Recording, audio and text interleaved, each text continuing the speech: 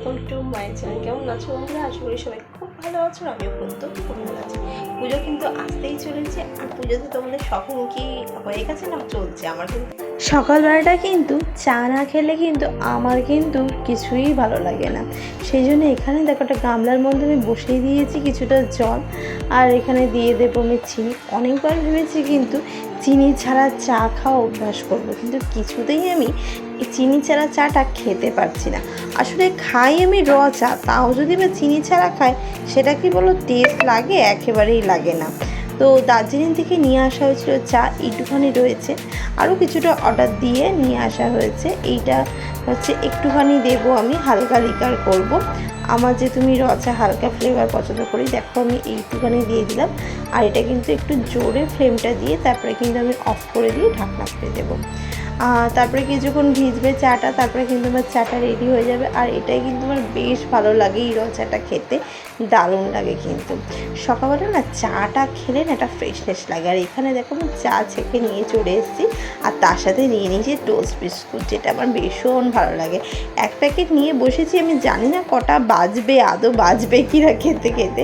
আগে কিন্তু আমি এত বেশি চা খেতাম না, এখনও বেশি খাই না। আসলে সকালে এক টাইম খাই আর বিকেলে, সকাল আর বিকেলে এই এক টাইম করে না খেলে আমার যেন কিছুই ভালো লাগে না। এখানে দেখো বাজার চলে এসছে, আর শাশুড়ি বাজার করেছে, বড় করেছে, বর নিয়ে এসেছিলো চিকেন। শাশুড়ি কালো প্লাস্টিকের মধ্যে কী আছে আমি জানি না, দেখতে হবে আমাকে খুলে। তো আজকে চিকেন আর অন্য একটা কিছু করব এটাই ভেবেছি। এখানে দেখো চিকেনটা ধুয়ে নেব, আর হচ্ছে এখানে অনেকগুলো বাসনও পড়ে রয়েছে, সেগুলোকেও আমি মেজে রান্নাঘরটাকে পরিষ্কার করতে হবে। আর তারপরে মেজেটা যে রান্নাঘরটা পরিষ্কার করে নিয়ে এখানে কিন্তু আমি চাল নিয়ে নিয়েছি, আর চালটা কিন্তু আমি একটু ভিজিয়ে দেব। চালটা একটু ভিজিয়ে রাখলে একটু ভালো হয়। তারপরে ধুয়ে আমি ভাতটা কিন্তু বসিয়ে দেব। আর এই সংসারের কাজ তো ধরো চলতেই থাকবে। তোমরা বলো তোমাদের পুজোটা কেমন করে তোমরা এনজয় করছো, বা কত দূর শপিং টপিং করেছো? আমার কিন্তু শপিংটা মোটামুটি অনলাইনেই বেশিরভাগটা সেরে নিয়েছি, আর ছেলে আর বাবার বাকি, একদিন ভাবছি বেরিয়ে সেটাও কমপ্লিট করব। তো এখানে দেখো আমি মাংসটাকে দেখো ধুয়ে নিয়েছি। এবার এর মধ্যে না একটু নুন, হলুদ আর হচ্ছে কাশ্মীরি লঙ্কা মাখিয়ে একটু রেখে দেবো। তো দেখো সেই জন্যেই আমি একটু নুন, একটু হলুদ দিয়ে দিলাম, আর একটু কাশ্মীরি লঙ্কা দিয়ে আমি মাংসটা কিন্তু এই রকমভাবে মেখে রাখলে কিন্তু বেশ ভালোই লাগে বানানোর পর খেতে। তো দেখো এই জন্য আমি মাংসটা একটু মেখে রেখে দিলাম। এর মধ্যে দইও দিতে পারো তোমরা, অনেকে কিন্তু আবার রসুন, পেঁয়াজ, আদার যে পেস্টটা হয় সেটাও অল্প করে দিয়ে মাখিয়ে রাখে, যে যেমন করে।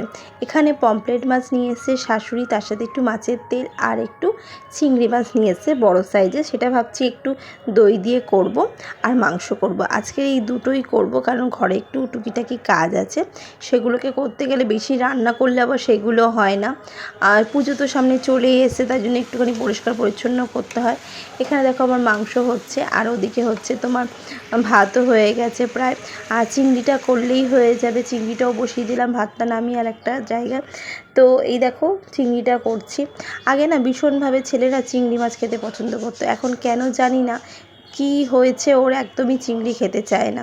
তো যাই হোক, এই রকমভাবেই চলতে থাকবে সংসারের কাজ, তার সাথে কিন্তু পুজোও আসতে চলেছে, আর পুজোরও সব কিছু কমপ্লিট করতে হবে। তো আজকে ভিডিওটা ভালো লাগলে অবশ্যই লাইক, শেয়ার, কমেন্ট করো। টাটা বন্ধুরা, আবার দেখা হবে অন্য কোনো ভিডিওতে। সবাই ভালো থেকো।